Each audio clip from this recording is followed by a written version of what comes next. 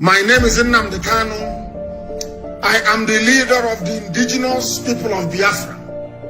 That name that strikes fear into the heart of the Fulani Janjaweed. When they hear IPOB, they start having nightmares. I lead that very movement. Movement of the children of light. And have we not brought enlightenment to all the people?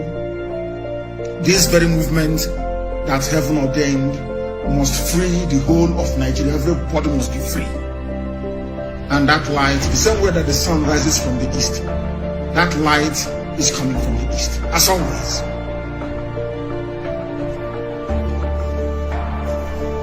I am the director of Radio Biafra and Biafra Television. God gave me another assignment this year, it seems. Not only to serve the wonderful people of Biafra, but also to serve the brave youths of Nigeria. And that is what I'm doing this evening.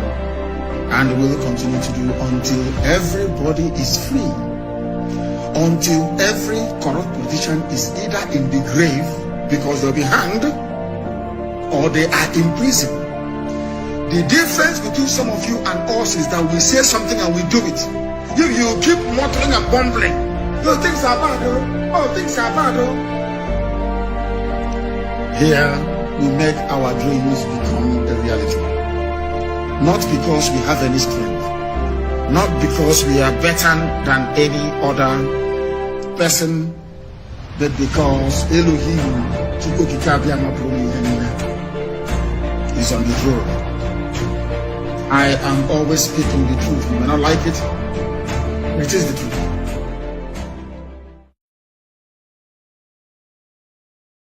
It be that Africa is the richest continent on the earth, and our gold is mined by De Beers. How can it be that Africa is the richest continent on the world, and our diamond is produced in South Africa, in Botswana, and Namibia, and in Sierra Leone, and in Liberia, but the price is determined in Antwerp, in Belgium? How can it be? How can it be that Africa produces cocoa in Togo, in Cote d'Ivoire, and in Ghana, and chocolate is then made in Switzerland and in Belgium, who have not even a bush of cocoa? How can it be that tea is produced in Ethiopia and in Uganda and in Kenya, and when it is taken to the United Kingdom, they now call it English tea? How can it be? How can it be? How can it be? How can it be that coltan is mined in the Democratic Republic of Congo, but not a single African country makes a mobile phone? How can it be? How can it be? It can only be because we have allowed our minds to be captured. It can only be because we have allowed ourselves to be spiritually confused. It can only be because we have allowed ourselves to be slaves of others. And the God that we worship, knowing that we are confused, has turned his head on the other side, so that when we pray and fast, he does not listen. Or if he listens, he does not care. He's waiting for us to realize ourselves so that we can worship in truth.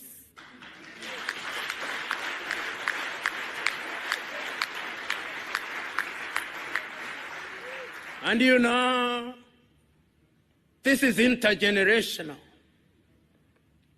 The pains that are being visited upon this generation are out of the sins that were committed by the other generation. It is a time to repent, so that we who have transgressed may say that we have repented, because the future now does not lie in us. The future lies in the young ones. Chinua Achebe was right. These are the young suckers that will grow when the old banana dies. These are the very same upon whose shoulder Africa shall rise. Your duty and my duty is to plant the tree in the knowledge that one generation plants a tree, another generation waters the tree, Another generation prunes the tree. Another generation enjoys its shade. That is our duty. So this morning, we are not here to say new things.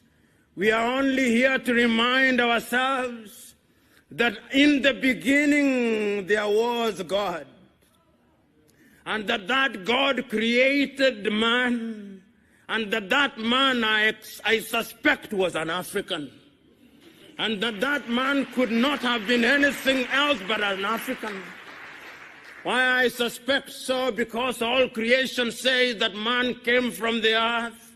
And as I said, the earth is either black or brown. So in the beginning there was an African. And in the beginning there was a spirit into which that mold was made alive. And that spirit was God. And I suspect that God gave us intelligence.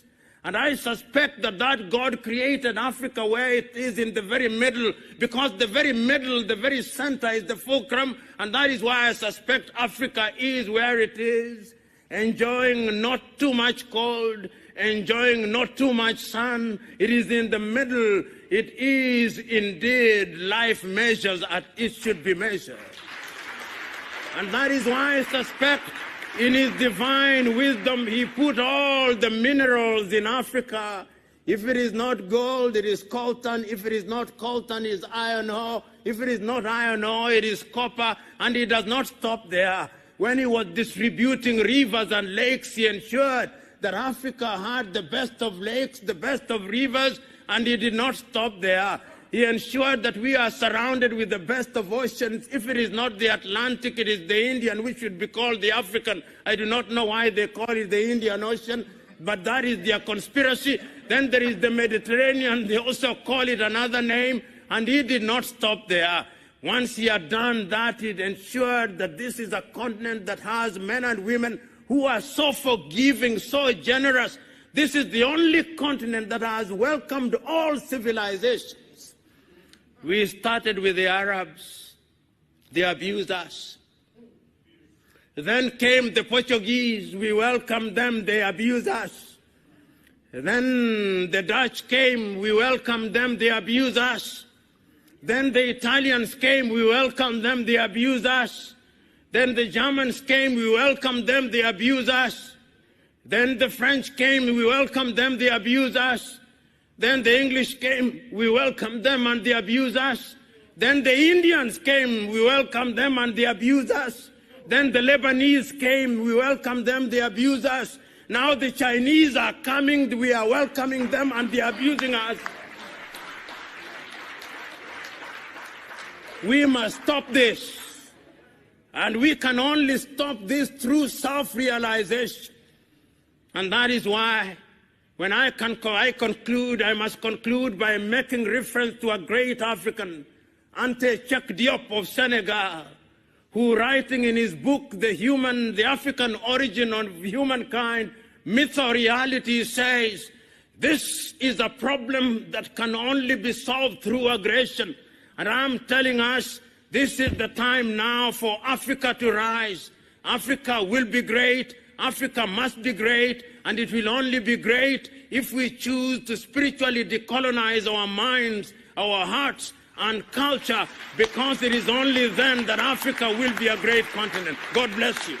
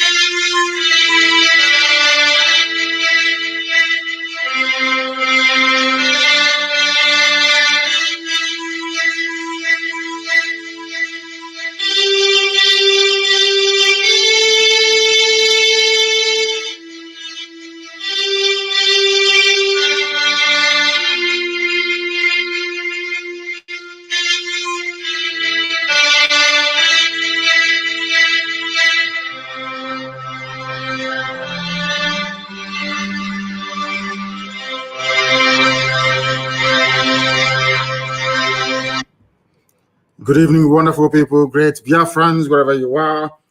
On the face of this very planet, once again, we welcome you to our live lecture series here on this very day, the 14th day of March in the year of our Most High Elohim, 2021, with the time now standing at precisely 2 minutes past the top of the hour, 2 minutes past 7 p.m. in the blessed land of Biafra. Welcome to every one of you.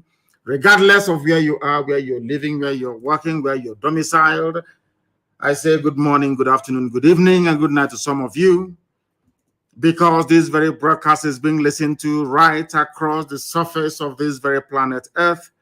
And as I welcome you, please endeavor to welcome other people as well. I can see that some of you are already on Instagram. Thank you very much. All of you who are there, Sydney, Febulam, Valentino, all of you who are listening via Instagram, I welcome you. All of you who are listening via Twitter, I also welcome all of you. And I do believe there are some who are listening via YouTube as well.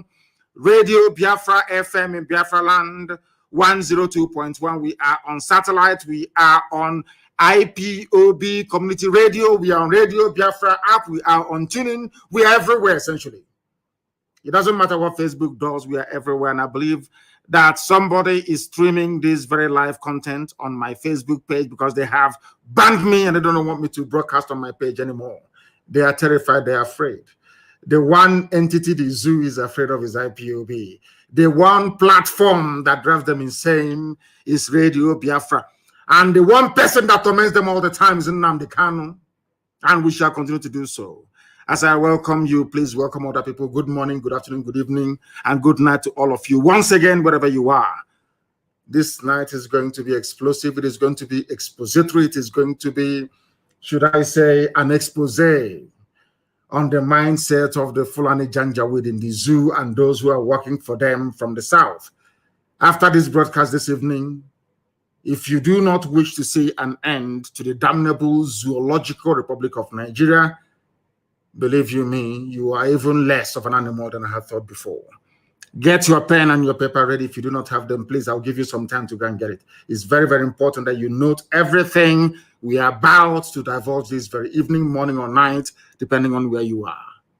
Because right now, even in Asorok, they are listening. Everywhere. Those who haven't gone deaf and dumb yet, they are listening.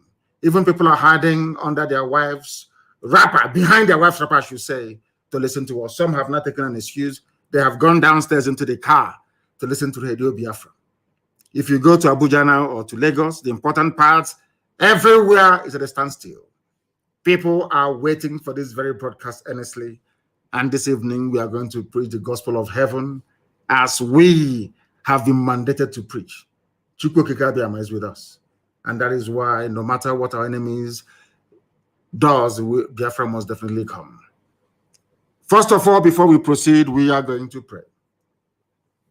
But before we do so, I must announce who I am. I am Mazi Nnamdi Kanu, the leader of the largest mass movement on the face of this very planet Earth, indigenous people of Biafra, IPOB.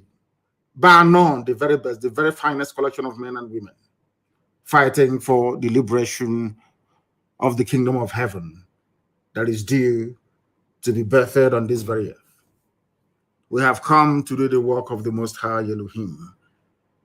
That is why, as always, this very glorious movement, this very IPOB is here to stay.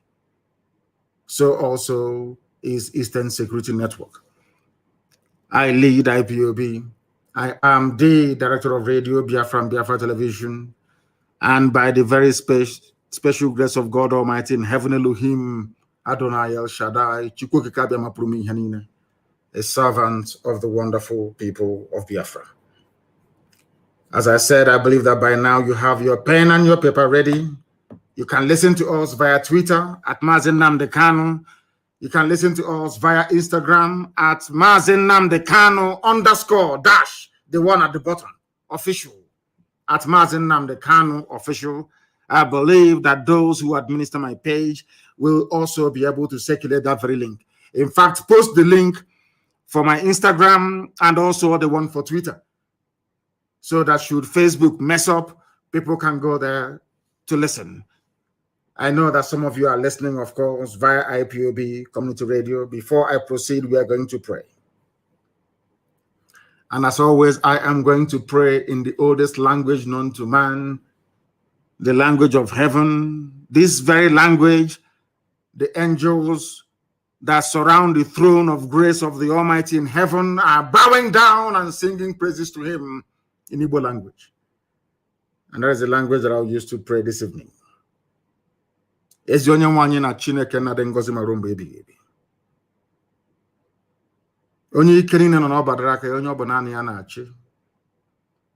Ọ bụ naanị gị ka ihe niile ekere eke na-erubere isi. N'ihi na o nweghị ihe ọ bụla bụ ihe ikere eke eji ama atụ sị na ọ bụ ya jiri gị. N'ihi na ị karịrị ihe asị na ịbụ. Ọ bụ naanị gị bụ Chineke nna nke usu niile nke ndị agha. Ọ bụ naanị gị ka kpakpando anyanwụ ọnwa na-erubere isi nna nke ebere dị ngọzi. I nweghị mmalite, i nweghị ụsọtụ. Mmadụ dị ndụ na-efe gị ofufe n'egbugbere ọnụ nna nke ebere dị ngọzi. Mana ịdị omimi wee karịa nghọta nke mmadụ dị ndụ nke gị onwe gị kere. Ọ bụ ụzọ dị aṅa ka anyị ga-esi wee kelee gị. Ka ya bụ otuto nke anyị ga-abụrụ gị nna nke ebere dị ngọzi. Ka anyị ga-esi wee jaa gị mma. N'ihi na anyị enweghị onye ọzọ ewezuga gị. Anyị anaghị efe arụsị. O nweghị ihe ọbụla nke nwa nwaanyị mụrụ ka anyị na-efe nna nke ebere dị ngọzi. O nweghị ihe ọbụla nke aka nke mmadụ mere ka anyị na-akpụ isi ala anyị. Ọ bụ naanị gị ka anyị na-efe n'ime mmụọ na eziokwu. N'ihi na ọ bụ naanị gị bụ onye kerela igwe maka elu ụwa. Enweghị onye dị ka gị Chineke nna nke igwe. Ọ bụ naanị gị bụ eze kachasị eze niile elu. Lekwa ihe ndị gboo na-etu gị ebighị ebi. Igosipụta na ị nọ tupu mgbe wee malite. Ọ bụ naanị gị nna nke ebere dị ngọzi ka anyị na-aja mma wee na-ebuli aha nsọ ya elu mgbe niile. N'ihi na o kwesịrị ekwesị na anyị fere gị ofufe nna nke ebere. Jaa gị mma ma too gị.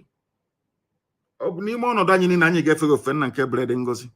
Anyị ga-aja gị ma anyị ga-ebuli aha nsọ gị elu. N'ihi na ọ bụ naanị gị bụ Chineke nna nke usu niile nke ndị agha. Ma lekwa okike gị nna nke ebere dị ngọzi. Lekwa ụmụ gị bụ Biafra ka m na-eche gị n'iru n'abalị IPOB n'ụwa niile, ndị ezi omume ụmụ Chineke. Chetakwa na ihe niile nke anyị na-eme nna nke ebere dị ngọzi, ozi nke anyị na-agbasa onye ime eluigwe bụ n'ihi aha nsọ gị. Marakwala anyị bụ anụkpa ahụ. Ofu ụbọchị ihe niile ikere eke ga-agabiga, mana okwu nsọ nke gị na-adịgide ma ruo mgbe ebighị ebi. Ọ bụrụ na ọ ga-amasị gị na ala nsọ nke gị bụ Biafra nna nke ebere kwere n'ihi mmehie nke anyị onwe anyị mere nna nke igwe, ka ị ga-eji wee gbakọta anyị azụ wee hapụ ka ndị iro wee memile anyị ndị a na-ebighị ugwu nna nke ebere dị ngọzi. Ọ bụ n'aka gị ka ọ nọ nna nke igwe. Ọ bụ naanị gị mere ọnụ wee kwuo na Biafra ga-abịarịrị na ndụ na-abụghị n'ọnwụ. Nke a bụ okwu ọgba ndụ nke i kwuru n'isi Ezi ebube dị ngọzi. N'ihi na i kwuru sị ọ kakwa mma na eluigwe n'ụwa bịa na isi njedebe kama na okwu nsọ nke gị agaghị ere. Ọ bụ n'okwu nsọ gị a na nkwa nke ikwuru anyị ka anyị gbakwasịrị okwu wee na-akpọku aha nsọ gị n'abalị a, n'ụtụtụ, n'ehihie, n'ụwa niile okirikiri, wee na-asị gị onye dị nsọ na ruo mgbe ebighị ebi, bịa ka iwe eze anyị ekpere. Bịakwa ka ude nke anyị na-asụ na akwa nke anyị na-ebe metụta gị n'obi, n'ihi na ọ bụ naanị gị bụ Chineke nna nke pụrụ ihe niile. Lekwa ka ụmụ mmadụ ndị ekwensu, ndị ekwuru, ụmụ ọchịchịrị si wee gbakọ ebe niile wee na-agba izuzu ka emegide ala eze gị n'elu ụwa bụ Biafra. Ị ga-ekwe ka ihe dị etu a wee mee? Ị ga-ekwe ka ndị iro wee chi aha nsọ gị ọchị? N'ihi na agaghị achị ma ọchị ọgwụ ụmụaka agachi ọchị. Ọ bụgụ ọgwụ Chineke nna ka agachi ọchị. A ga-asị ka ebe Chukwu okike abịa manụ. Ndị a ụmụ ya na-akpọku ya mgbe niile ka ebe ọ nọ ọ naghị aza ha ekpere. Ọ bụ aha nsọ ya ka a ga-akọtọ. Mana ọ bụ naanị gị bụ onye masịrị ihe niile.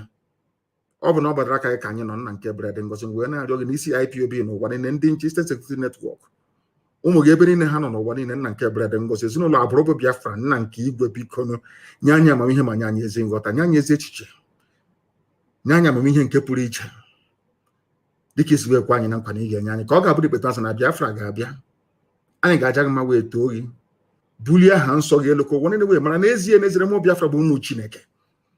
Ka ọgbọ niile nke ga-abịa wee sị na ọ bụ Chineke nna nke pụrụ ihe niile nyere ha Biafra na ọ bụghị mmadụ dị ndụ. Anyị wee na-asị n'ụtọ na nsọpụrụ na eji ama ga-adịrị sọsọ aha nsọ gị site n'ebe mara onye ebu ka na-arịọ gị ise. I prayed in the language of heaven, asụsụ eluigwe, asụsụ ndị mmụọ ozi, ọbasi bi n'igwe, My people in Akwa Ibom and Cross River, they say Abasi. My brethren in Ijoland, they say Tamono. All glory belongs to thee. Our people from Ishekiri, they will say Orise. We call him Olisa Binigwe. The same thing, the same family. Indivisible under God Almighty in heaven. Now we are going to preach this very gospel as mandated by heaven. Because heaven will give us message we give to the living. If you don't have a pen and paper ready with you this evening, then you will not learn anything at all. This broadcast this evening goes out to all the Efulefus of this world, those who believe foolishly, I should say, and idiotically believe in one Nigeria. Those who, out of self-hate and deprecation, jettisoned everything that made them humans and instead subscribed to an identity given to them by foreigners, by Europeans. I want all of you to pay very close attention to this very broadcast this evening. Omahi Wike, Obiano, Hope Uzodimba, all these people, Ifulefus, I want you to pay attention to what I have to say. All those in Abuja and in Lagos, foolishly spending the best years of their lives in another man's land. This is also for you this evening. You have heard this clip before, some of you 1,000 times over. But this evening, we want to bring a fresh meaning and perspective into what this very Janjaweed said very many years ago, before now. Before Biafra, Ojuku's Biafra, I should say, and now before the Biafra of IPOB. What this man had to say predates the 1966 coup. What this man had to say predates all the difficulties and problems that have bedeviled the Zoological Republic till date. I want you to understand something this evening. I want to prove to the whole world, because I know that the British, those that run the zoo, the British High Commissioner, Katrina Lang, is a woman, a white woman. US ambassador, all the diplomats, they are listening, because anytime we broadcast, the whole world comes to a standstill. They all listen. They are listening this evening. And I will encourage them to also bring their pen and their paper ready, please. I want to prove beyond every conceivable doubt that Fulani is the problem of Nigeria. Fulani started the problem of Nigeria from day one. Over the years, they toned down their rhetoric, they moderated their behavior. Now they have come into battle with AK-47 and their Nama, their cows. You have listened to this clip 1 billion times over. This was the clip I played in the year 2015 that led the late Buhari, because Buhari is dead, the late dead Buhari, to comment about Radio Biafra, to say that they will ban Radio Biafra because of this very clip I'm about to play now. And I want you to come to this broadcast this evening with an unbiased mind. Come very clean and clear, that God Almighty may judge you justly. I am going to play this very clip for you. And upon this very clip and what this man said, are we going to base our discussions and analysis this very evening, morning, noon, or night, depending on where you are. Listen very carefully, I beg of you, please. It's very, very important. And as I'm doing so, please, somebody should endeavor to put it on my page. In fact, on all the platforms, that the world may know that we are not the aggressors, that the world may know that Fulani people are troublemakers. Fulani people never wanted Nigeria to work from day one. Fulani people, they are the bane that Nigeria is backward today, is down to only one group of people, the Fulani tribe. When I say it now, I know that Kadira Mohammed will say this was what obtained in Rwanda in places and things happen. And they said it's pure rubbish. What we are presenting this evening are facts and figures. Please listen very carefully, especially Efulefus from Igbo land. Listen very well. All the idiots talking against Biafra, listen very carefully. All the idiots campaigning for one Nigeria, one zoo, listen very carefully, please, to understand how foolish you are. I have now come away from blaming Britain and Europe for coming to Africa, bastardizing, balkanizing, dividing, and rendering us asunder, all of us, and giving us artificial boundaries, which we accepted because we are very daft. I want to bring the problem closer home. I want to bring the issues closer to you this evening, especially for those of you who are in Nigeria, to understand the depth of your stupidity and your foolishness. I'm not insulting you. I'm only giving you facts that will guide you away from darkness into the light, which we are pointing you towards. Listen carefully, please. Major talks about killing your premier. Add on top of that the North's general hate of the East, and you can start to get the picture of the sort of tribal tension Nigeria was heading towards. One thing I've noticed, Premier, while I've been here, is that Northerners seem to have, I almost call it obsession about the Igbos. Could you perhaps explain that to me? Well, the Igbos are more or less the type of people whose desire is mainly to dominate everybody. If they go to a village, to a town, they want to monopolize everything in that area. If you put them in a labor camp as a laborer, within a year they will try to emerge as headman of that camp, and so on. Well, in the past, our people were not alive to their responsibilities, because you can see from our northernization policy that in 1952, when I came here, there weren't 10 northerners in our civil service here. And I tried to have it northernized, and now all important posts are being held by northerners. Is this policy of filling all key posts in the North solely with northerners and not with other Nigerians a temporary or permanent one? In actual fact, what it is a northerner first. If you can't get a northerner, then we take an expatriate like yourself on contract. If we can't, then we can employ another Nigerian, but on contract too. This is going to be permanent, I should say, as far as I can foresee, because it would be rather dangerous to see the number of boys who are now turning from all our learning institutions, coming out with having no work to do. I'm sure whichever government of the day might be, it will feel rather embarrassed, and it might even lead to bloodshed. Doesn't this damage the idea, sir, of all people in all regions in Nigeria being fellow citizens of one country? Well, it might, but you are, new to our region, but how many northerners are employed in the east or in the west? The answer is no. And if there may be 10 laborers employed only. I hope you have listened to, that is the voice of the man that Buhari was emulating when he came into office. Buhari was following the footsteps of this very man you've listened to now. He was the Sadwana of Sokoto, the leader of the Northern Nigeria People's Congress. He was the leader of the North. Anytime you have a Janjaweed say their founding fathers, they were referring to this very man. You just heard his voice now.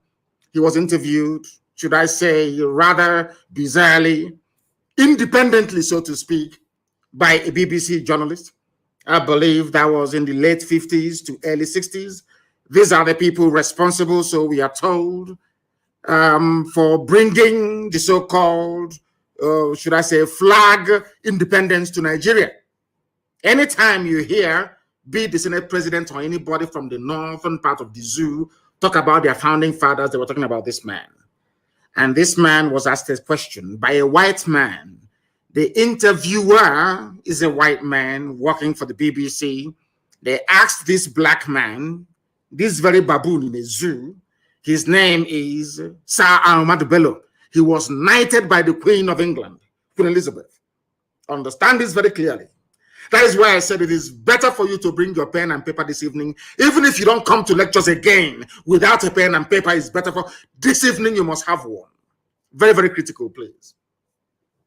This man, alongside Awolowo and Azikiwe, and to an extent, Tafawa Balewa, they were responsible, so to speak, for forging the new Nigeria that Britain had created.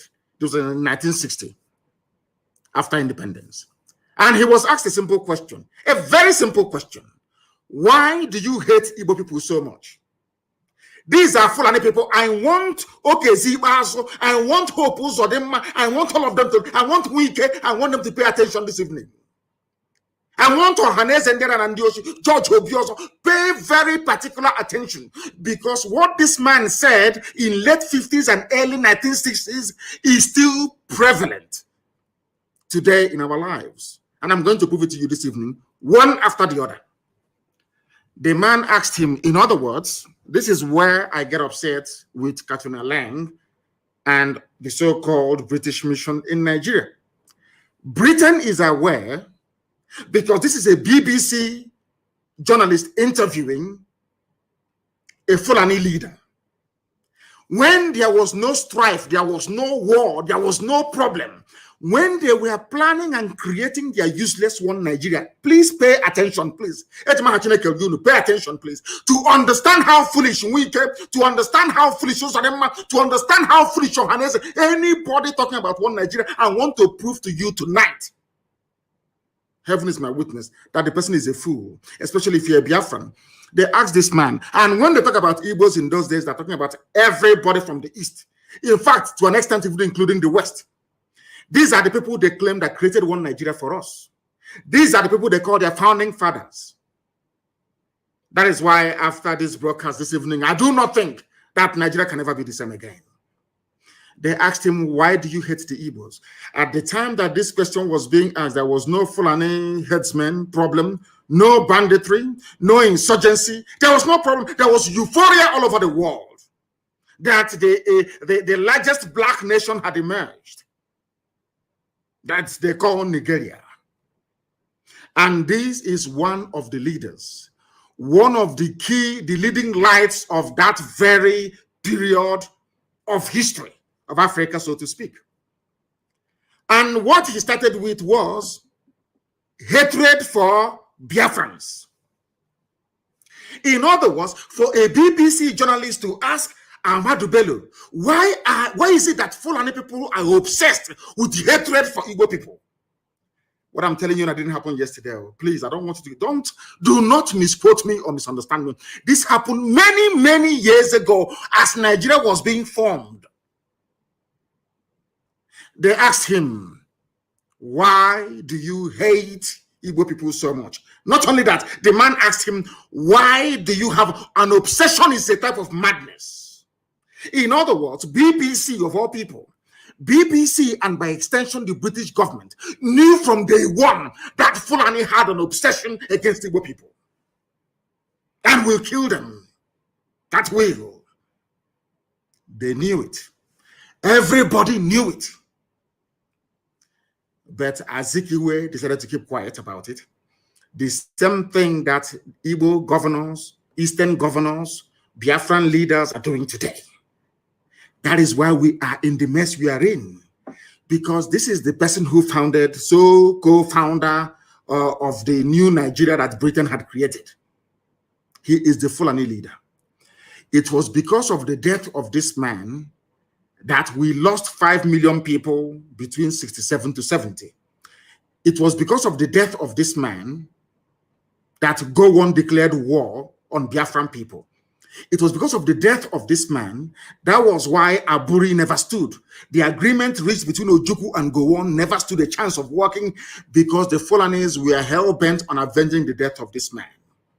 I'm going to play his voice once again, and I want people to please try and determine for themselves if by killing this man, Nzogu had done anything wrong. It was Nzogu that killed him because Nzogu was a Nigerianist. Nzogu was a patriot. Nzogu felt that what this man, I want to let the world understand what led to the war and why Britain said that Nigeria must go to war against Biafra. You must pay attention this evening. I'm begging you. I'm going to play his voice again. Before he started, somebody, I provided an intro, kind of a voiceover for you to understand, so that what is happening today with Fulani Janjaweedism, banditry, the hatred, the fact that when this regime of Buhari came in 2015, their plan was a northernization agenda. What this northernization means that a Fulani man will occupy every position of importance in Nigeria. This thing was said over 60 years ago, but in 2015, when Buhari was, they implemented it, they're still implementing it till to this very day. That is why I feel sorry for the South, by which I mean the East and the West. I even want my Yoruba brethren who are listening to pay very close attention. I want them to understand the mess everybody's in the South. I want them to begin to appreciate the level of trickery, the level of takia, the level of deception the Fulanis are willing to deploy in order to conquer you, both spiritually and physically. Because as at the time this man said this very thing, when I say they say I hate Fulani, I don't hate anybody. It was Fulani that hated me first. They did not just hate me first. They have consistently hated me. Are you listening to me? Now I'm going to play it again. Listen to the intro and you listen to the voice of the man they claim created Nigeria. And you will understand from what he's saying, it is what APC is implementing today. APC, Fulani Party. Fulani Party of bandits and terrorists. That's what they said, northernization agenda. The North first. And some of you may be wondering, why is it that Fulani has this hatred for Igbo people? I want Oposodema to pay very close attention. I want Ohaneze Ndiara and Ndioshi to pay attention. I want every Efulefu to listen very carefully. You may be wondering, why is it for no reason we were not at war in late 50s and early 60s? Nothing was wrong. We did nothing to Fulani. A Fulani leader, the leader of the Fulani people, the leader of the entire North, came out to say, we hate Igbo people. And he gave the interview to BBC. Now, how can you blame me for hating them? I don't even hate them. I'm only trying to fight them or stop them from killing our people. That's what I'm doing. I want to tell you that what they are planning, what the plan of APC today was what Ahmadu Bello has scripted down. I said that was why in 2003, 2011, 2003, 2007, 2011, Buhari kept contesting. People never knew the reason why Buhari overthrew the government of Shagari. Buhari, this is his mentor. His hero is the Sadwana.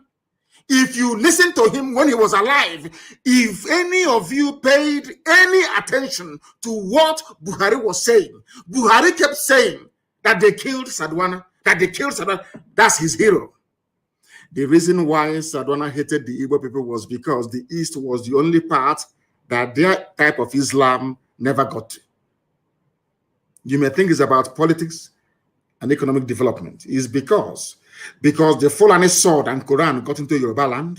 The Fulani sword and Quran decimated the entire Middle Belt. The Fulani sword and Quran got into even up to Upper Benue, but never made it to the East. That is their anger till tomorrow morning. And they will never stop. I want Wike, I want Osodemba, I want all these idiots, I want Ohaneze Ndiara and Ndioshi to pay very close attention. The reason why they keep telling you every day, stay in one Nigeria, do what you can, is because they want to conquer you. It's their job, it's in their bone marrow, it's in their DNA. This is a man who is a nationalist. The most painful thing is that Britain knew about all these things, but they kept quiet. Britain never said anything.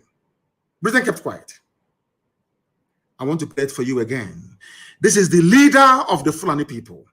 I want to tell you that the hatred they're pouring out today, the reason why Buhari can form a government and there is no Igbo man in it, the reason why they can be doing all the nonsense they're doing, customs or not, EFCC, not is because it is a grand plan. And I want you to compare and contrast the behavior of Fulani politicians with that of the idiots from your village in the South. Do you see how the Fulanis laid down a template?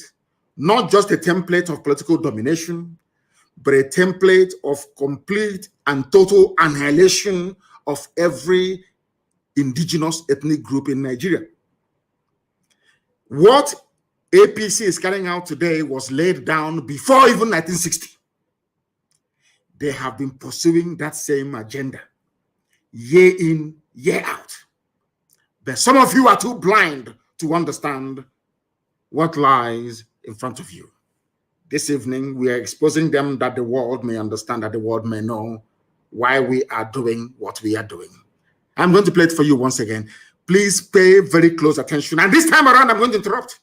As they proceed, I will interrupt to analyze and bring to your knowledge and understanding the evil that Fulani portends for everybody, not just for Igbo people, not just for Biafrans at large, but not even just for the entire South, but for everybody who calls himself a Nigerian. Because as at the time that this man said this, uttered these very, should I say, vengeful words or insightful words, Nigeria was not at war. There was euphoria everywhere. Independence is around the corner. They're about to take over everywhere. Black people are about to rule black land. That was done it for it. This is the man that they refer to as their founding father. This is the leader of Boko Haram. This is the leader of Fulani bandits. This is the leader of Fulani headsmen. This is the leader of every terror group that has ever emerged. He is the spiritual leader. He's dead, of course. His death was what caused the war, because Britain wanted vengeance. Britain knew that Fulani hated Igbo people, because Britain hated Igbo people. Britain hates Biafra with a passion. Pure raw hatred. Raw hatred is the same hatred that the Fulanis have. You cannot explain it. Why Britain hates Biafra is beyond me. We are Anglicans, though. We are Christians, though, for your information. We attend Anglican church. We are Christians in the main. England is supposed to be a Christian nation, but their hatred for Biafra is immense. And isn't it very ironic? The only part of the zoo called Nigeria that is entirely, or should I say, homogeneous Christian, no Islam. That is the people that Britain hates most of all. And every Sunday like today, every Anglican church in Biafra land have contributed their money. Very soon they will ship it all the way to Canterbury. Are you following what I'm saying? I want you to listen once again, please, to understand those who are the fermenters of trouble in Nigeria. I want to prove to the world tonight that Fulani people are the originators of every problem in Nigeria. It was because of this statement and the statement that this man made at Sandhurst. That was why Nzogu killed him. Not because of any hatred for Fulani. And tell me why such a person should be parading himself as a Nigerian. In fact, even the journalist asked him, but shouldn't Nigerians be free to live anywhere they like? He said no. He said no. And tomorrow morning you sing, I pledge to Nigeria, my country. Do you see why I call Nigerians fools and animals? This is the reason why. Because they can reason very well. I don't understand the reason why somebody should be proud of a country where those they claim shaped it are against a particular group of people. Because Islam did not get there. Because they did not conquer us. Let me play for you again. Major. Listen. Talks about killing your premier. Add on top of that the North's general hate of the East. And the North hates the East. Ask yourself why. They love Yorubas a little bit, because that's why they said we are Yoruba forest, we're not leaving, we're not going anywhere. That's what Mietiala said, a terrorist group. That now and again they go to Asorok and they collect their own share of the money. They buy more weapons, they charter private jets, they fly in the weapons, and they're in our forest, killing us every day. I want people to understand what I'm saying tonight is very, very important. Why is it that the North hates the East? What is this hatred for an Igbo man? I'm asking. Because we are hardworking, because we are blessed, because Elohim is with us, because anywhere we go to, we bring light and we bring blessing of God upon that very place. Is that why you hate us? For no reason. Britain is aware, EU is aware, US is aware. Everybody knows. Now, why do you want us to stay in a land brimming with such hatred for a particular group of people? that led to the death of 5 million of those people. We are the only people in the world, only Biafrans are the only people in the world having suffered the level of genocide we were subjected to, or should I say Holocaust. And we are still in that same country that killed us. Only us. No other people. Nowhere else in the world. That is why we must change our thinking. That is why the likes of idiots like Wike and those of them, all these idiots who must reason tonight. After I think Wike has been listening to our broadcast now. He's changing Oyibo names, white man's name in Iguacha to more local names. That's the thing they're all listening. I think he went to Waterlands and changed it to something else. It's no longer Waterlands. He was asking them, why are you answering white man's name? If he was sincere, he should have gone a step further to say, Port Harcourt is a white man's name. The name is Iguacha. Maybe someday, sometime in the new Biafra, we shall get there. I want you to listen once again to what this animal has to say. I call Ahmadu Bello an animal, because only an animal can speak this very way. His hatred is not for white people. No, not at all. In fact, he said that I will give jobs to people that colonized you and subjugated you. He said, no, don't worry, I'll give jobs to you more before I can give it to an Igbo man. Are you following what I'm saying? I will give jobs to a white person. This is Africa. Your so-called Africa, one Africa. Let Africa be united one. These are the idiots that made it impossible for Africa to unite. And he's a nationalist. We are told he's a founding father. According to Fulani Janjaweed, he is the founding father. I want you to pay attention tonight, for goodness sake. Listen. Start to get the picture of the sort of tribal tension Nigeria was heading towards. Tribal tension before 1960. So what is happening today has been there from the beginning. And I'm asking people, you have suffered this mess for nearly 60 years. The same tribal tension for 60 years. When is Nigeria going to get better? I'm asking. When will this tribal tension stop? The fact of the matter is that it can never stop. Never, ever, ever, because the hatred is deep-rooted. It's in their system. They cannot help it because we have not conquered the East. That's what they're saying. We have not dipped our Quran in the Atlantic Ocean that flows on the coastal lands of the East. We must take them, and that's what they're doing. Do you understand them now? All of you that believe in one Nigeria, do you begin to see that what you did was merely to dig your own graves? You have dug your graves. I'm telling you. That's what you have done. Look at the mindset of the people that you are in the same country with. And this man, you can hear from his accent, he's polished, he's educated. I think he studied at, I don't know if he was Cambridge or Oxford. You can hear, he's a prince of the Fulani Sultanate. You can hear him the way he speaks. Very crisp English. It was this man that made me to realize that mastery or command of English language does not confer upon you any, should I say, any intellect of any sort whatsoever. It doesn't. The fact that you can speak English doesn't mean you're intelligent. This was the man that made me to realize that very fact. Listen to him, please. This is the founding father, so to speak, of Nigeria. Fulani. I want to prove to the world that it was the Fulani. That what is happening in Nigeria today is the cause of the Fulani. They are the problem that you have. Listen to him. One thing I've noticed, Premier, That is the voice of the British interviewer, BBC journalist, asking him. He's asking him, Premier. He was then the Premier of the North, asking him, Premier. One thing I have noticed is the obsession, the hatred, the raw hatred the Fulani have for Igbo people. Where is it coming from? A white man, BBC, they realized all the way from London that there are two people, these two tribes you have, in a place called Nigeria that they themselves created. One hates the other and wants him dead. Yet you're talking about one Nigeria. I'm asking you, with this level of hatred, on what basis, therefore, are you campaigning or championing one Nigeria, especially if you're from the East? On what basis, I ask you? How? Please explain to me. On what basis? Let us hear the journalist and the question that he had to ask. Listen. Here is that Northerners seem to have, let's call it obsession about the Igbos. Northerners have an obsession about the Igbos till tomorrow morning. That is where we are told that Ahmed Lawan, now the president of their so-called Zoo Senate, went to Imo State and was saying everybody should come and join APC. This is their plan from the beginning to conquer us from the beginning. Conquest! But unfortunately, a typical Igbo idiot in Abuja or Lagos cannot seem to realize this. The handwriting is there on the wall. They cannot seem to realize what is going on.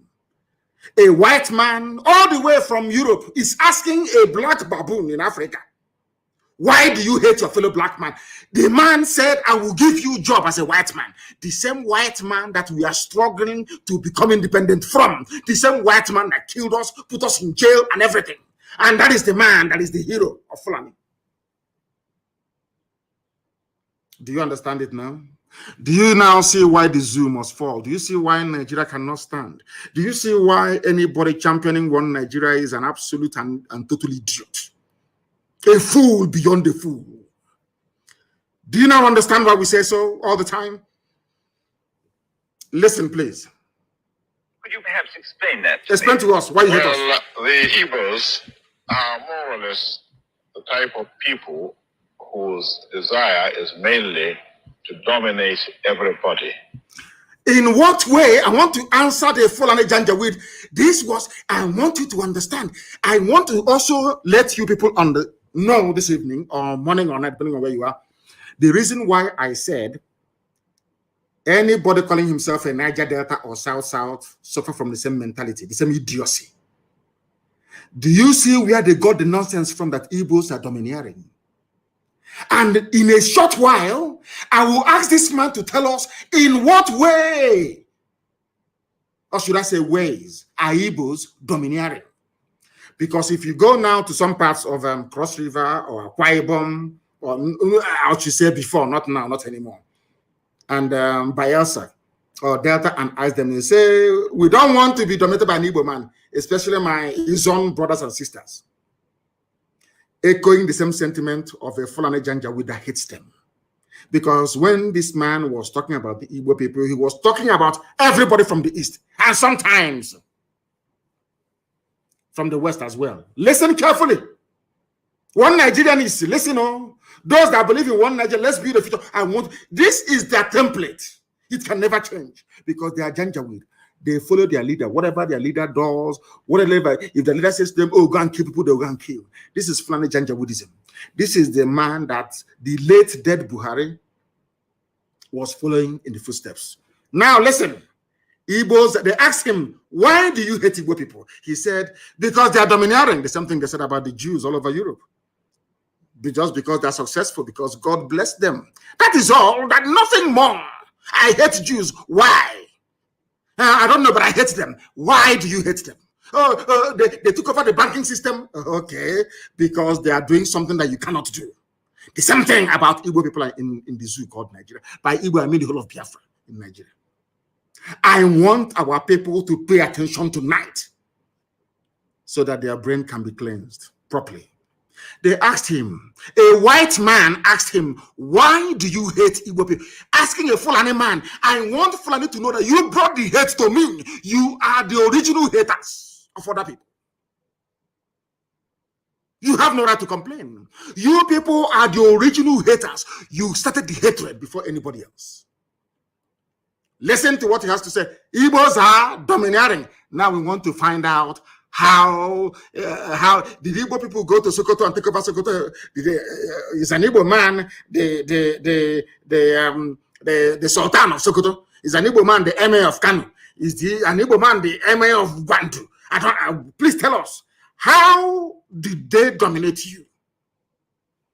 If they go to a village, to a town, they want to monopolize everything in that area.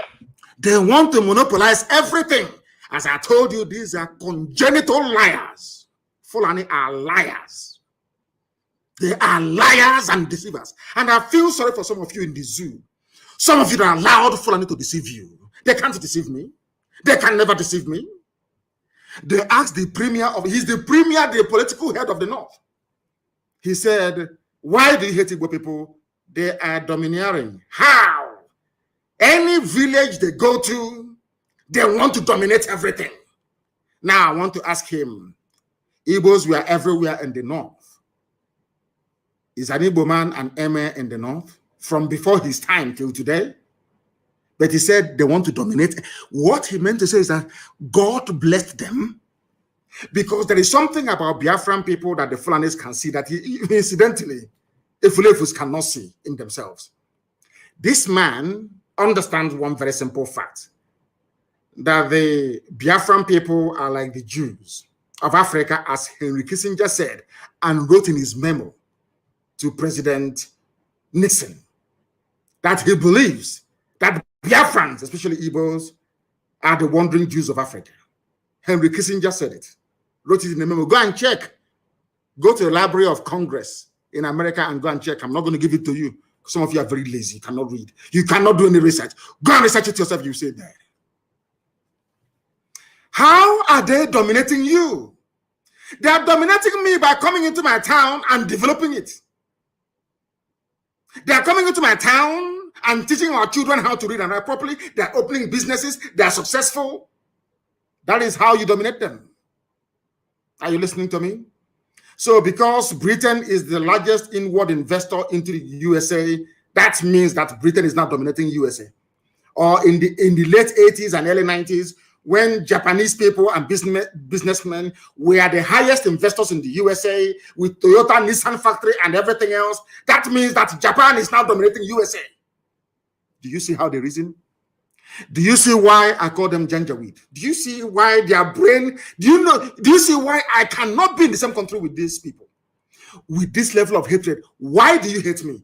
Okay, because I am successful at business and economics. That's all. And because of that, I should be killed. Efulefus, are you listening? I want to prove to all the Efulefus that the hatred today in the zoo was brought about by Fulani Janjaweedism. Listen carefully, please. If you put them in a labor camp as a laborer, within a year they will try to emerge as headman. If you put them in a labor camp, if you take Igbo people in those days, Biafrans, I mean, anywhere they are, you put them in a labor camp, that's what he's saying. They will emerge as the headman. Why are they emerging? Is it not the same way that Joseph emerged in Egypt, in the house of Pharaoh, from nothing, to show that the blessing of God is upon these people? You cannot suppress.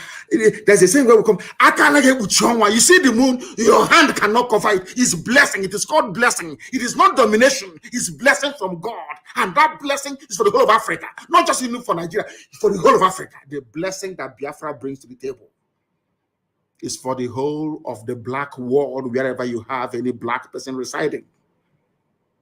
You cannot stop it. Nobody can stop it.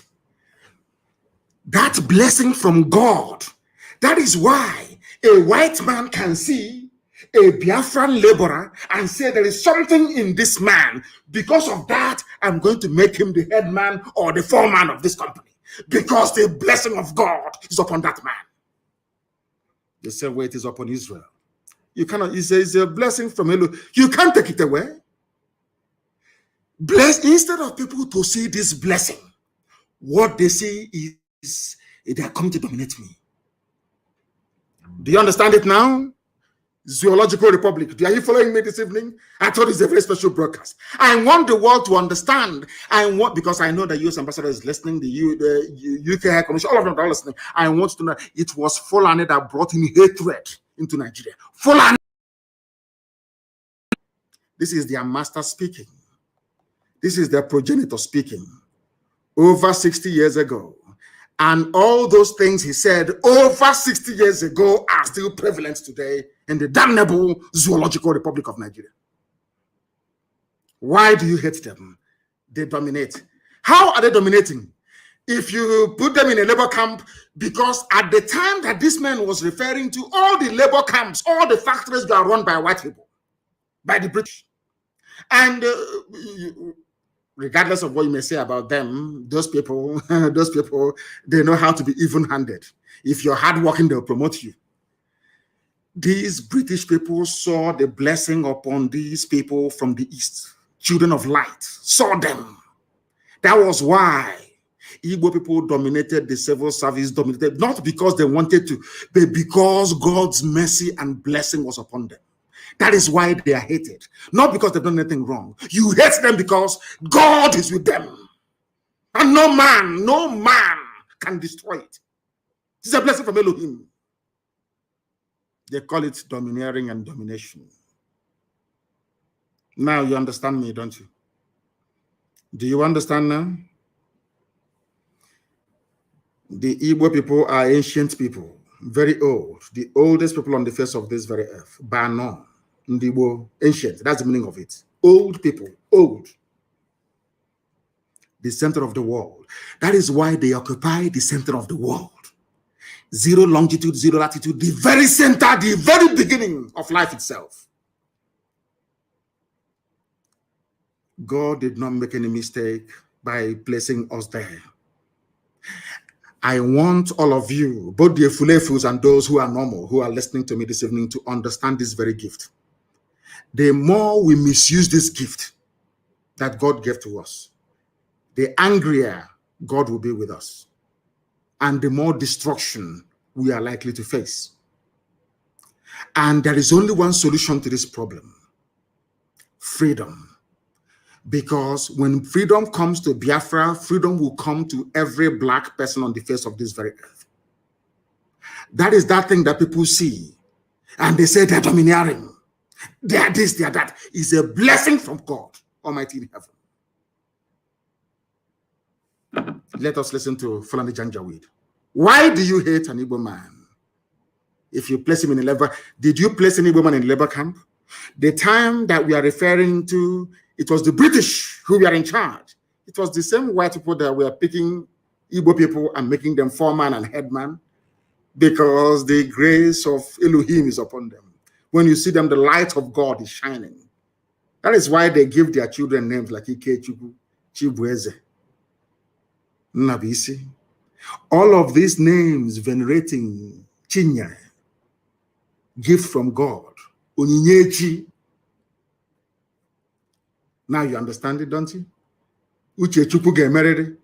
When we answer all these names, we wear it on our forehead, but we don't know what it means. We answer Tamuno, we answer Obase, we answer Abase. It's on our forehead. We answer Olisa. We are so much loved by Elohim that even the name of God we answer. Why shouldn't God's grace be upon us? Do you see why Biafra cannot be destroyed by any mortal? It's indestructible. No matter how angry God is with us, he remembers his promise. He remembers the purpose for which Biafra was created. And that promise must come to pass, because the word of God said, instead of my spoken word not to happen, heaven and earth will come to pass. Upon that very authority do we stand to proclaim that Biafra must come. There is nothing that God cannot do.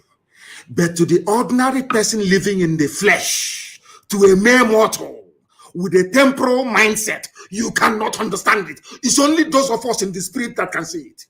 You have to be able to discern what is happening, to be able to understand what Biafra means. Some people are running about shouting, Biafra, Biafra, they don't know the meaning. They have no idea what Biafra means.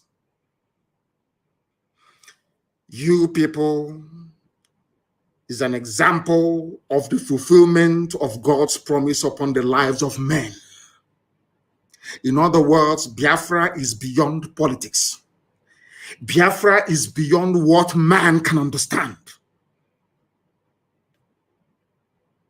Now you know why we answer Umu Chineke, the children of God in heaven, unashamedly. Why do you hate Igbo people? He said they are domineering. How did they dominate you? Because anywhere they go to, the grace of God is upon them.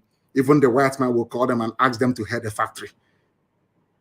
And then their brothers will come and they even receive more blessing, and they become millionaires and they become billionaires in a land far removed from their own, because the grace of God is with them. God goes before them. That's the name they give to their children. Before we come to your land, God has already prepared it for us. not to conquer you or to dominate you, but to prosper, that you also may prosper. Only if Africans can see this. Only if Africa can understand what Elohim intended to do with Biafra. Maybe one day they will. Let's listen to this janjaweed. If they go to a village, yes, to a town, they want to monopolize everything in that area. What do you call monopoly? Is it not the same monopoly that Dangote is having today? Do you know that in the USA, of course, we're going to take him to court in the USA. It's called antitrust laws in the USA. If you run any monopoly anywhere in the world, you will go to prison in the US for 25 years. No monopoly is allowed in the US. If you go, I think there was a report that came out a few days ago, making it very clear that Dangote is running a monopoly. The same people accusing us of monopolizing everything, they are the ones that monopolize pasta. They monopolize Indomie. They monopolize salt. They monopolize sugar. They monopolize cement. And now, finally, they have monopolized petrol as well, because only Dangote refinery will be working. I want people to reason, especially those that went to school from the South. I want to put your mind to this. They talk about monopoly to tell you that Fulani came with a game plan. In order to conquer, they feel they are like Lucifer, Satan, who will point to darkness. In order to conquer the light that is from the east, Biafran people, they turned everything on its head. They closed all the refineries that were working, and they now gave license to a Fulani man, only one man to refine petrol. They took away cement license from everybody, including Ibeto from the east. They gave it to Dangote. Only him can import cement. Only him sugar. Only him salt. Only him pasta. Only him Indomie, whatever you call it. Noodles. The same thing they're accusing other people of. And sometimes people shouldn't despair. When you have other tribes joining them, saying, Igbo man did this here, Biafra this, Biafra that, don't blame them.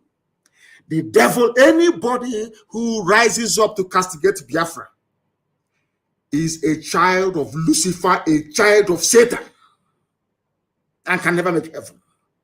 I said it many years, it was just many years ago, a few years ago.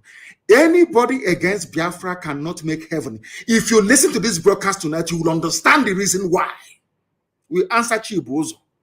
God goes before us to prepare a way for us. And then we come, and the grace and the blessing will be coming out in abundance. You won't understand it. It is not our own making. It's Elohim. We are his children. He must bless us. We can annoy him all we like, do all the things that we do. He will punish us, no doubt. But in the end, that blessing is there. It cannot go away. Because anytime God gives his blessing, he doesn't take it back. He's not man. Janjaweed, why do you hate Igbo people? Because they want to dominate. They are successful and God is with them. That's all. That was the reason why they killed 5 million people. And today, we are still talking about Biafra. Because Biafra is the promise of the Most High in heaven. Listen. Put them in a labor camp yes. as a laborer. Within a year, they will try to emerge as headman of that camp. They are not trying to emerge. So on. Well, God is with them. In the past, our people were not alive to their responsibilities. In the past, the Fulani did not realize how to stop the Igbo man. Fulani did not realize how to stop Biafra. But now, we have realized it. That is what they said over 60 years ago. That is what they're still doing today. You must pay attention, please. Because you can see from our northernization policy that in 1952, they now have a northernization policy. I'm going to this thing is talking about happened in the late 50s, even before independence. Listen carefully. In the late 50s, before independence, that same thing is happening today. In a short while, I will show you how. It is called a Fulanization agenda, more like. All those years that Buhari was crying for losing elections, it was because he was saying that what their progenitor is saying, they wanted to finish this job of jihad by stealth, started by a descendant of Uthman Danfodio. You are listening to the voice of the Sadwana of Sokoto. He should have been the Sultan of Sokoto, but because he was into politics, they gave him a special title, the Sadwana of Sokoto, and shipped him to Kaduna, where he was reigning, where he was the king. Now listen carefully.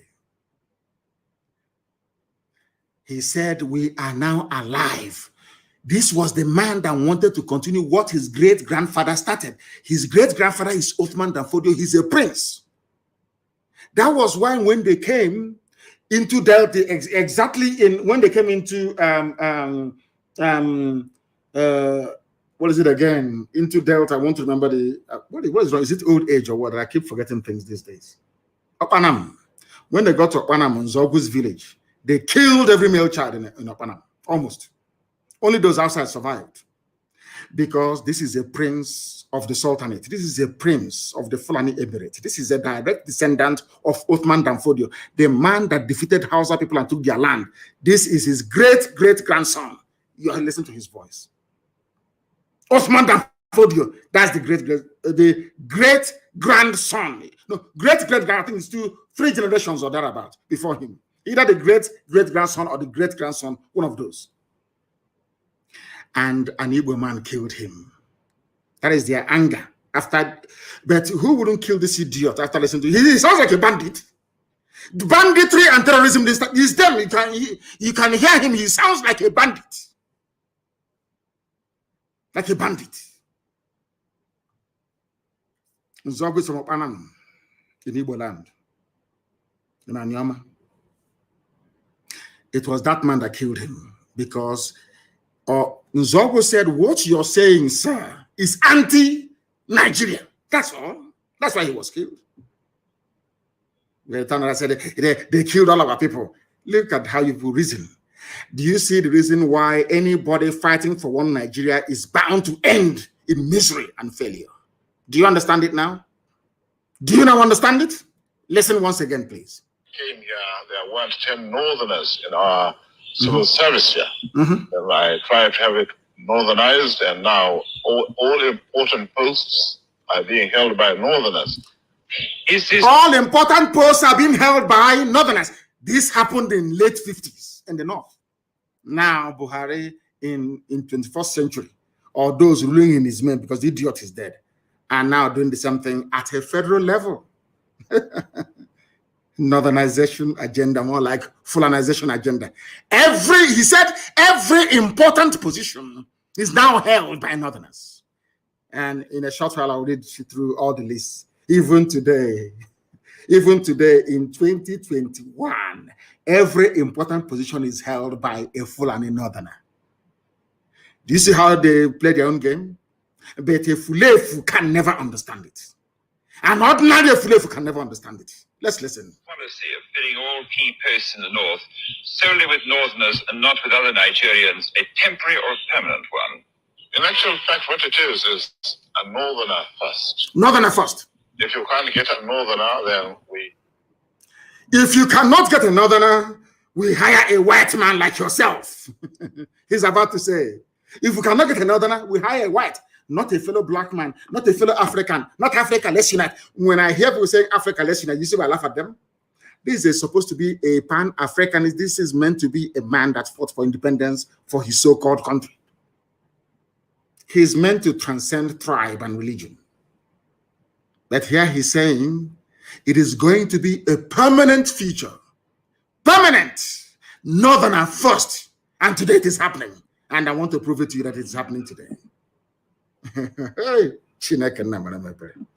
Zoological Republic.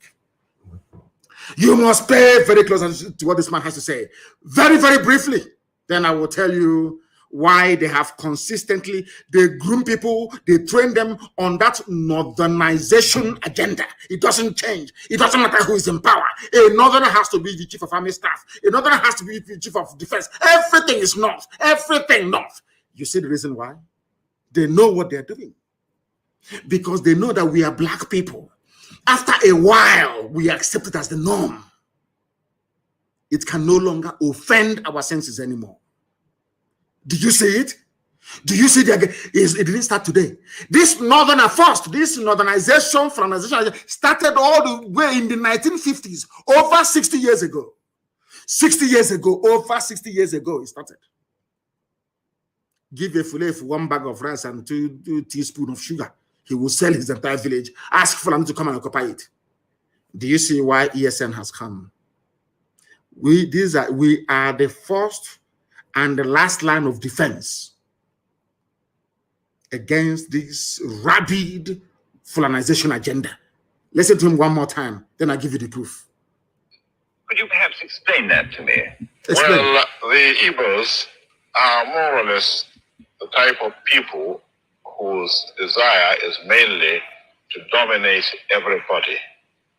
If they go to a village, to a town, they want to monopolize everything in that area.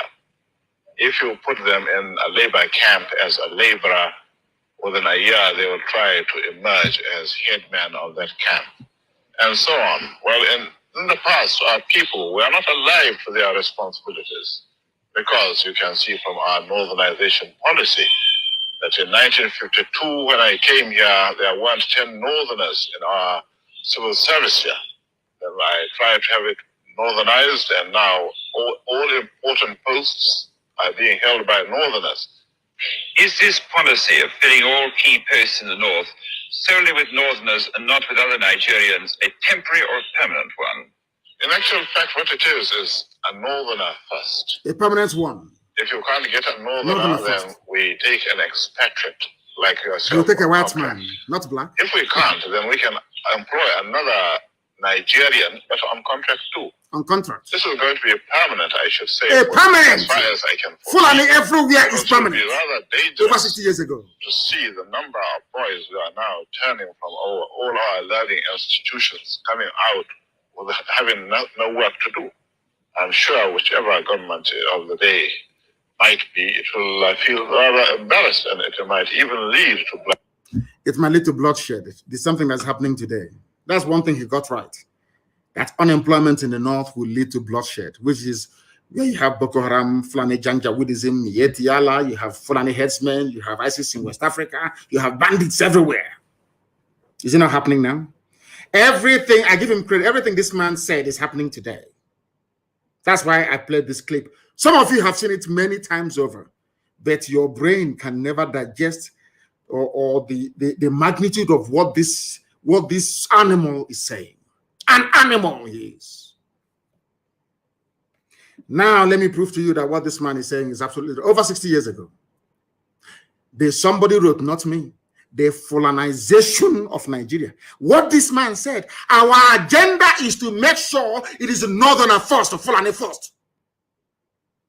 Now, listen. The Fulani oligarchy headquartered, look at the Sultan shedding his crocodile tears. That idiot, Sultan of Sokoto. A complete fool. A complete idiot. He is shedding crocodile. Let's do something about one Nigeria. They know what they're doing. It's called deception, Takia. They know. There's some will play good cop, some will play bad cop. Today they will say, everyone will say, we want referendum. Tomorrow another idiot will come and say, no referendum. They know they're playing with your mind, playing with your brain. That's what they're doing. Now, listen. Have you ever observed that the Fulani Caliphate, in collaboration with those they deceived with their Kanuri brothers, and to an extent Yoruba Muslims, how they have conquered Nigeria? Nigeria is Nigeria. I said all the Efulefus. I made one simple request.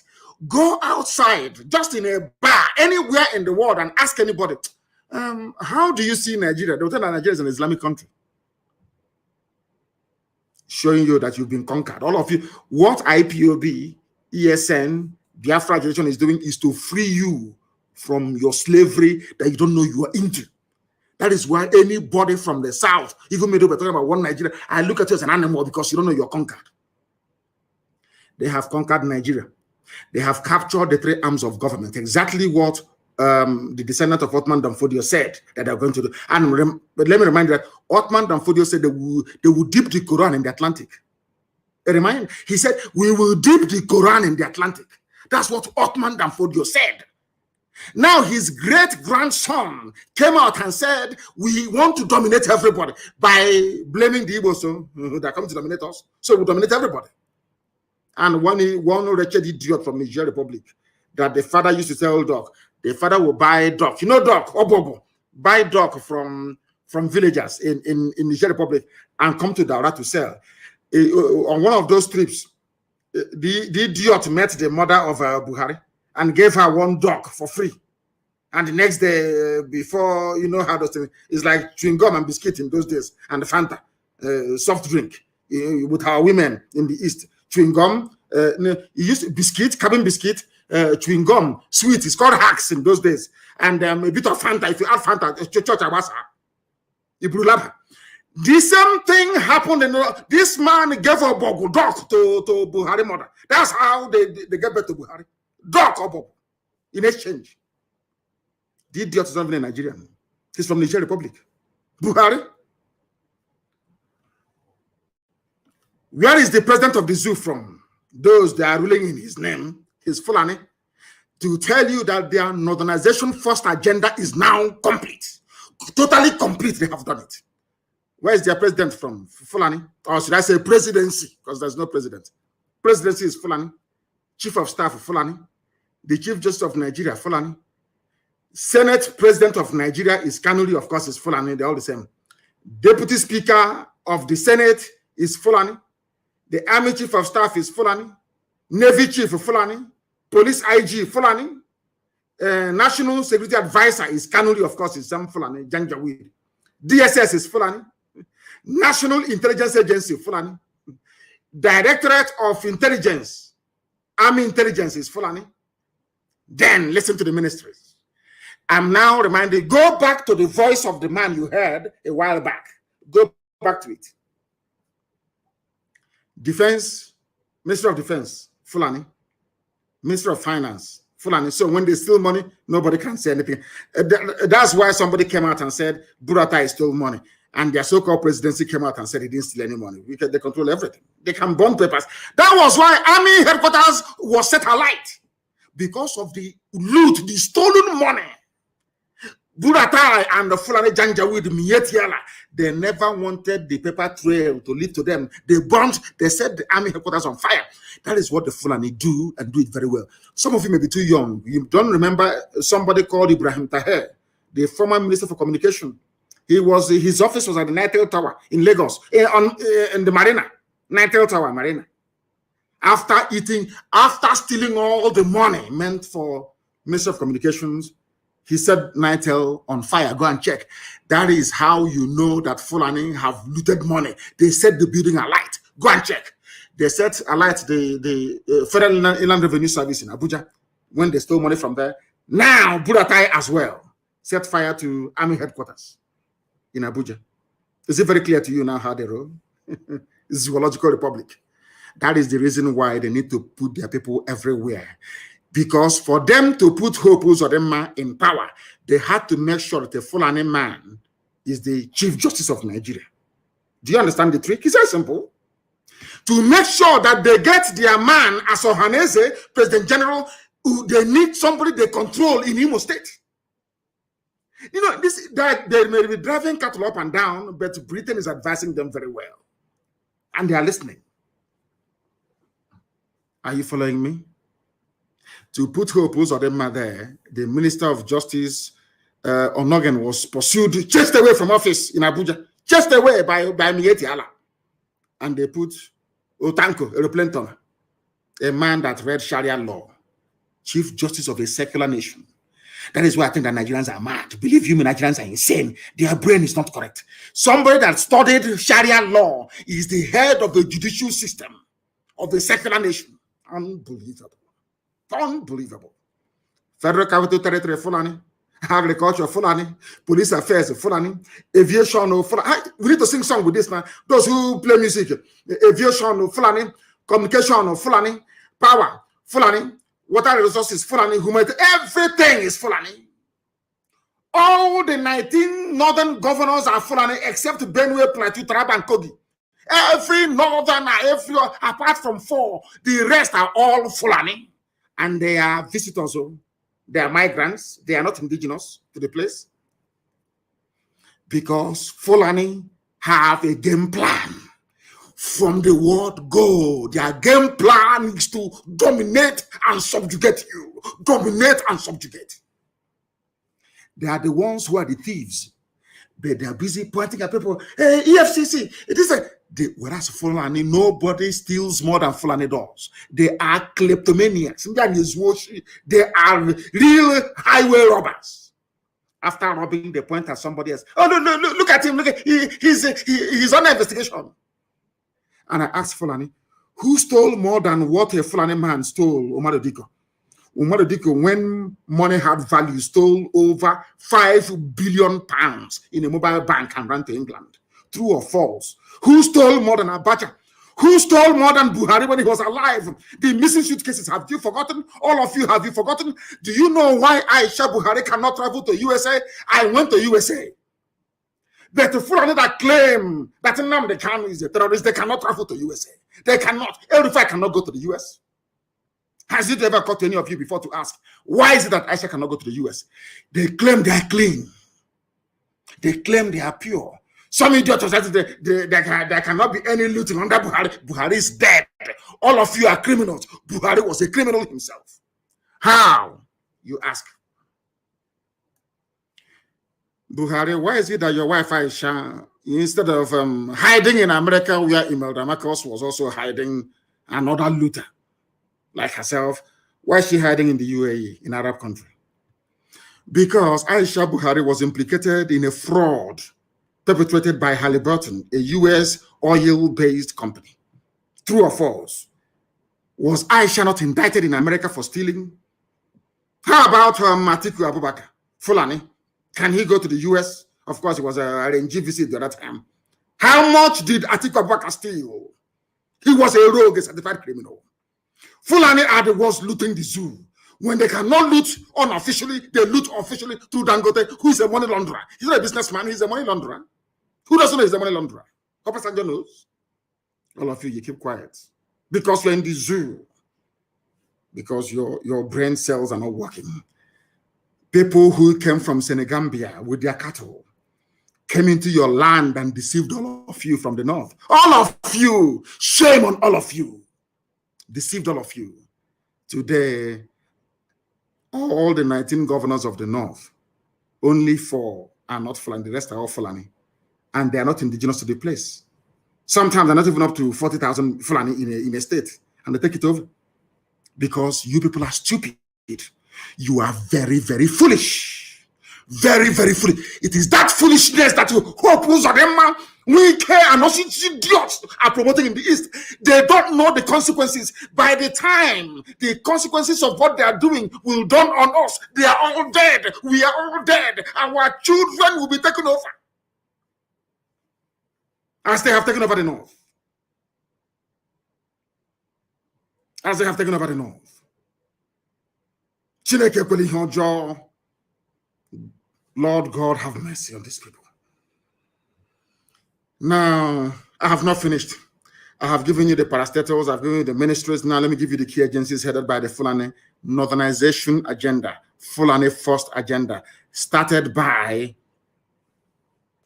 Sadon of Sokoto, Amadou Bello.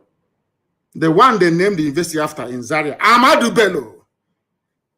That was the reason why Nzogu killed him. Nzogu didn't kill him because he hated the Fulani. No.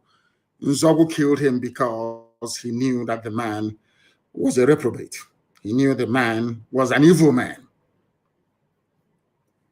How many agencies are headed by Fulani? Remember, Fulani has taken over the presidency, all the armed forces. They've taken over the rulership of all the governance in the north. By 4 only. Now, let me tell you the agencies headed by the Fulani, they have taken over everything. So even when they steal money, you can no longer know now, because Fulani will steal from customs and tell Fulani in EFCC to burn the fire. The fire will be burnt. EFCC, the Economic Crime Commission, whatever rubbish is called, Fulani. NFIU, Fulani. Customs, Fulani. Immigration, Fulani. Prisons, Fulani. Civil defense, Fulani. NMPC, that's their private property. That's their private Fulani Janjaweed is their possession, NMPC. Nobody dares to come close. And some idiots are saying we are Niger Delta. We are from South. This maybe. Mad lunatics. In the creek. This maybe. NMPC, Fulani. PTDF, whatever that means, Fulani. DPR, Fulani. PPRA, Fulani. Petroleum Trust, every fund of Fulani, Post Authority of Fulani, NIMASA, Fulani, NDIC, Fulani, SEC, Fulani, NICOM, Fulani, FMBN, Fulani, FHA, Fulani, NHIS, Fulani, NP. The list is endless. And you're in one Nigeria. Some of you are in, after graduation, you start looking for work. They have said that anywhere they put you into, one day you will emerge as the head. So you can read all the degrees you like in the zoo. Once you're a Nigerian, you can never get a job if you're from the East. They've said it now. That is why all of you answer to illiterates in Abuja, in the ministries. Now you understand, don't you?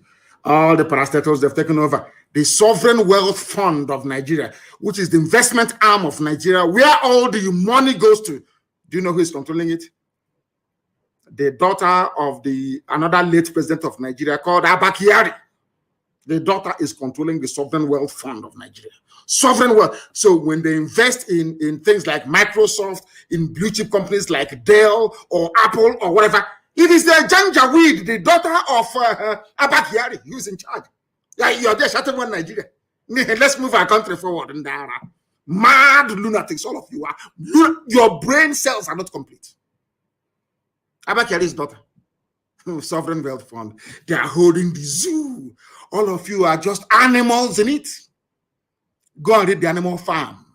Some animals are more equal than others. Fulani are more equal than you because their game plan was well laid out from the beginning, well marshaled.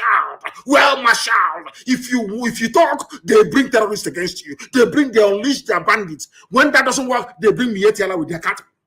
You can never win. And they're in a hurry. They only have 2 more years. They're in a hurry. And by the time they're done with you, also the pain is that those of them are, now listen to me, the Hausa people that are allowed Fulani to conquer them, they're all dead. Now their children are the ones suffering. No more Hausa kings, all you have are Fulani emirs. That's how these things are. Oh dear me, Elohim, all glory and honor belongs to thee. That is the reason why the Fulani came to Imo State. They tried to take over Imo State. And is now, he promised them, grab the opportunity to be at the center of Nigeria's politics by joining APC. And then your land is gone forever. And then to join APC, you must give land for cattle ranching, for Ruga, all the rest of it. And our land will be gone. Hey, that is what Fulani told their Igbo slaves. All of you are there watching Korokoro naked eye from number 4 to number 1. And some of you call him governor. Some of you call him a governor. Because you know nothing. Because you're cowards. I thank Elohim for IPOB. I thank Elohim for ESN. And how God sent unknown gunmen, I don't know, but I'm praying for them every day. They are saints. We have elevated them to sainthood. Unknown gunmen, they are saints to us. They are angels that we are seeing. We cannot see them anywhere. In fact, they're like angels. You cannot see them.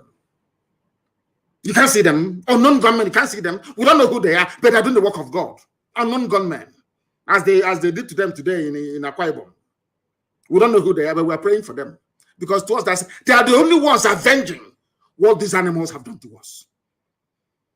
In the name of one Nigeria. Let me tell you one thing. This nonsense that the police IG said about establishing more police posts. It's like churches in the zoo. The more churches you build, the more, should I say, immoral the society becomes, or amoral, whichever one it is. The more police stations you build, the more lawlessness you will have. There is no substitute in life for jobs. Go and create jobs, you dim-witted idiots running the zoo. Not police station, not how many vigilantes you have. Not how many AK-47 are in the society. What guarantees security from time immemorial? Just jobs. People should be engaged. And I don't mind is the devil's workshop. It's something that informs the economics of people who are progressive. Very simple, but you won't know. You want to go and build more police stations in there. Build it now, and a non-government will burn all of them down. And there are terrorist attacks everywhere. Children are being abducted every blessed day. Some of you cannot reason and you still want to be in one Nigeria. Can you see how they abducted Christian women in Kaduna? Some of them half naked. And you're in one Nigeria, praying for one Nigeria. The more kidnappers will strike. Very, very sad indeed. Very, very sad indeed. And on that note, before we bring today's program to a close very shortly, because I intended to be very, very short, I have a lot of things to talk about, but I want to make it very short. Let me also remind some of you fools like Hope Uzodinma, the Janjaweed administrator of Imo State, Supreme Court appointed. He said, we hijacked ESN from them. Iberibe warrior. I will read something that somebody wrote. I think it's, who wrote this very brilliant piece? It's one of our good writers. Well, how come his name is not here now? Oh dear. I would have given him credit for this. I didn't write it. Somebody else wrote. In response to what Uzodinma said, he said, everywhere you go, it is Nnamdi Kanu hijacked this and that. Let me add that one day BBC, they will accuse me and say I have hijacked BBC as well. Those idiots that work for the colonial masters. They said those of them said Eastern governors, I hijacked ESN from them when they never got together to form any security outfit anywhere. Umahi was saying only 5-6 days ago that the thought of East-wide security network is dead. That's what they said. And let me remind who opposed them, Eastern security network is everywhere across the entire East, in Akwa Ibom, in Cross River, in Bayelsa.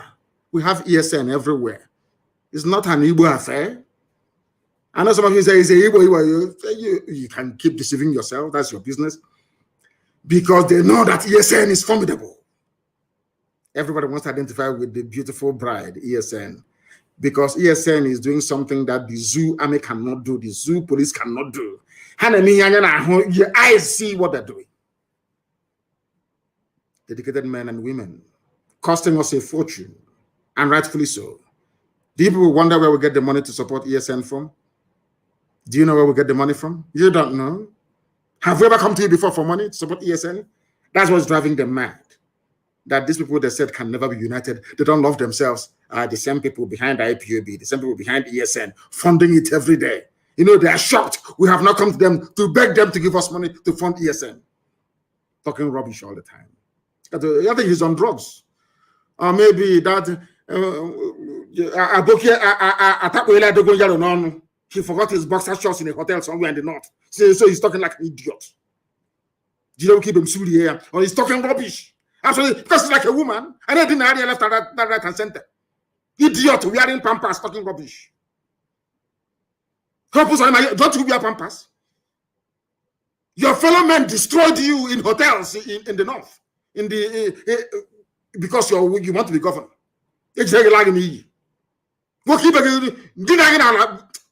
That idiot. May Elohim have mercy upon you. Fool. Do you know how we come up with the name Eastern Security Network? My happiness is that very shortly the West will adopt the same name and also the Middle Belt. Because we are very, very formidable. Next time, you will not only forget your boxer shorts, you forget your red cap there as well. In the hotel room. Where your fellow man is razzling you because you want to be governor. Look at how useless you are. Look at how useless you are. In Imo, look at how useless you are, an idiot like you. From 419 to Governor's Lodge.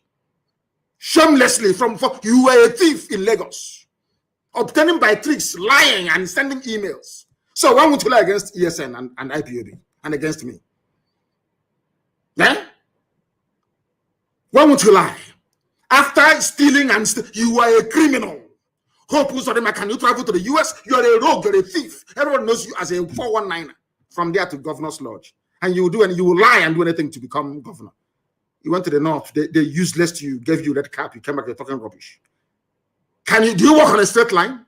You don't know, we know the telltale signs of those of you who have been to the north and been useless. From one Haruna to one Abubakar, from Abubakar to Umar, useless you all over the place. I think we don't know. You papa's not call you idiot like you. Was Rika said I took Radio Biafra from him. Every idiot I took something from the bagger. Even the file carrier said I took his file. I don't know who It's not Elochukwu that wrote this. Somebody wrote this. I want to give him credit. I cannot remember anymore. Maybe in the next 2 days. Every blessed day, you took this from me. You hijacked our fund. You hijacked it. I'm no longer hearing about the first fund, though. That one is gone. It's one idiot now saying 2.4 billion from the UK. Anyway, that's the same where we come from in Igbo. You know, when you see a very pretty girl, as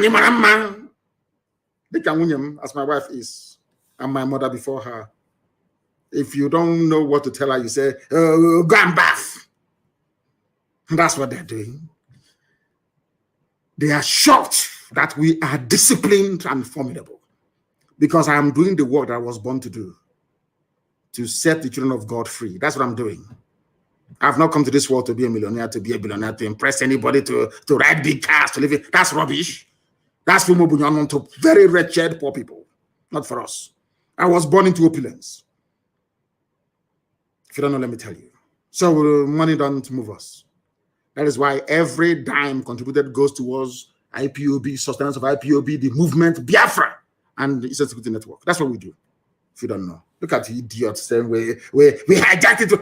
Do people as your you know as when they invite you to come to Sokoto, you know what you're going for. You start sweating. Even in air condition, you're sweating because you know what they're going to do to you that night. You know that you are finished that very night. It wouldn't be taking a pillow. Okay, baby. Oh my God in heaven. Hope. Oh dear me. Every idiot. You hijacked this from us. Ohanes Ndibo said I hijacked the minds of the people. Southeast governors, I hijacked ESN. The zoo, I hijacked the Nigerian youths. I hijacked End the SARS protest. Lai Mohammed said I hijacked the media. But nobody can hijack us. Hey, my goodness. And I have an announcement to make. No more fundraising in Biafra land, please. No more fundraising, I beg of you. Nobody should. I don't care who you are. No making of videos and saying we've run out of this. And that's rubbish. You are soldiers, you remain in the bush until you are resupplied, until you get reinforcement. Do not raise any funds anywhere in the world. And the UK remains shut down until I will announce in a couple of days a new leadership for the United Kingdom, IPOB family. As formidable as ever. We're not going back. I thank all of you for listening this very evening, morning, noon, or night, depending on where you are. Here, you have listened to Radio Biafra this evening, morning, or noon, or night. We don't have any other religion. By being a Biafran, you are religious by nature. That is why our religion is Biafra.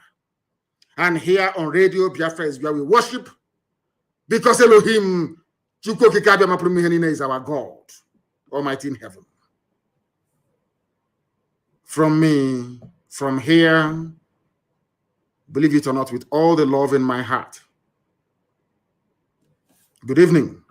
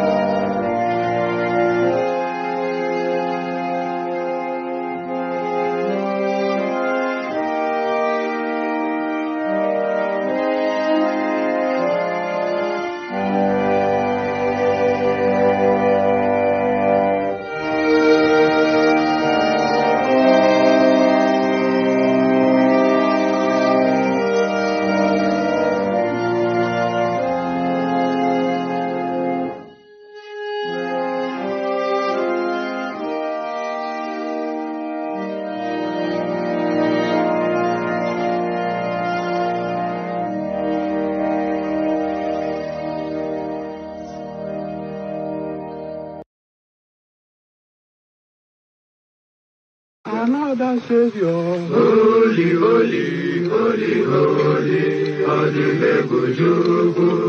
another Savior. Another Savior. Holy, holy, holy, holy, well, this is MAOBI N. This is dedicated to the gallant heroes of the Nigerian Biafra War and IPO families all over the world. I remember the Nigerian Biafran War, in the thickness of the Biafra genocide. Hey, one man revived the vanishing hope to life. Let the great Biafran army to fight, and they were singing out, holy, holy, holy, holy.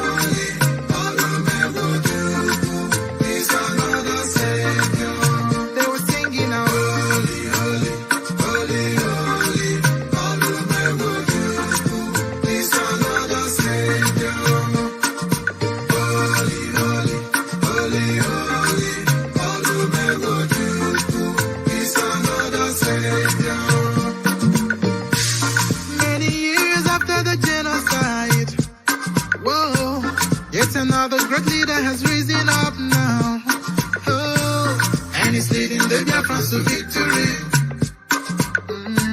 In your madika, yapika kokwa namno.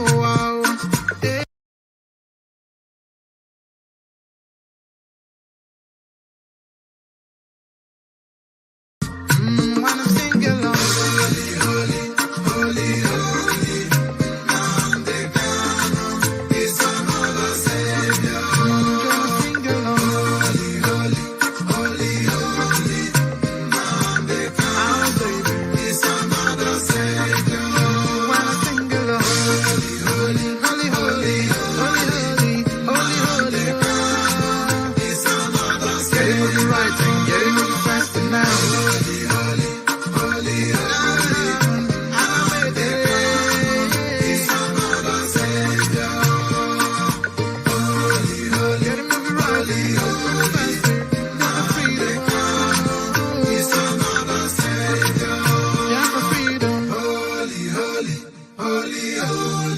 Nnamdi Kanu is another Savior.